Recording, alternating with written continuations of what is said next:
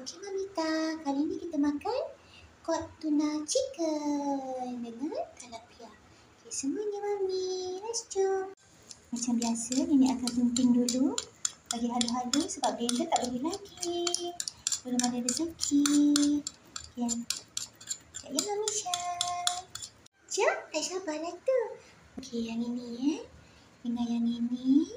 Nenek dah hancurkan dah.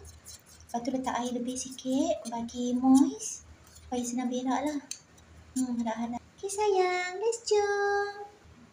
Bising baru makan kat luar pula. Okay, makan sayang. Bismillahirrahmanirrahim. Makan pelan-pelan ni sayang. Air-air tu elok tu. Untuk perut tu. Terus kering lah cucu nenek. Kan? Ya airnya dah nak habis dah. Levinya banyak lagi. Pelan-pelan saya makan. Pelan-pelan. Takut gigi tu. Pelan-pelan. Kalau hancur senang. Yang ni yang tak habis tadi. Yang ni letak air lagi. Biar Mami senang makan. Macam tak suka je tu. Pelan-pelan sayang. Kalau dia minum air tu. Jadi okey lah kan.